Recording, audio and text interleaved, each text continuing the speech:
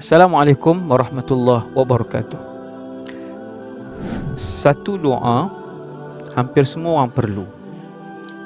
Hilang kemurungan, Allah mudahkan langsai hutang. Satu hari Nabi masuk dalam masjid. Nabi nampak satu orang sahabat daripada Ansar, nama Abu Umamah. Nabi kata, "Ya Abu Umamah, kan sekarang bukan waktu solat, kenapa yang duduk dalam masjid?" Abu Umamah kata, "Ya Rasulullah, banyak masalah dan juga hutang yang menimbun." Nabi kata, "Wahai Abu Umamah, nak ada aku ajak satu doa? Kamu sebut pagi, kamu sebut petang doa ni.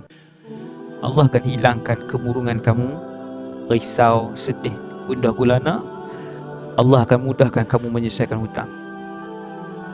Abu Umar kata, "Ya." Nabi pun ajak, "Allahumma inni a'udzubika minal hammi wal hazan, wa a'udzubika minal ajzi wal kasal, wa a'udzubika minal jubni wal bukhl, wa a'udzubika min ghalabati ad-daini wa qahri rijal." Kata Abu Umamah, "Fafa'altu." Aku pun amal hak Nabi ajak pagi petang. Aku mendapati Allah menghilangkan rasa sedih, murung aku, dan Allah memudahkan aku menyelesaikan hutang. Hadis riwayat Abu Daud. Jom amal sunnah Nabi sallallahu alaihi wasallam.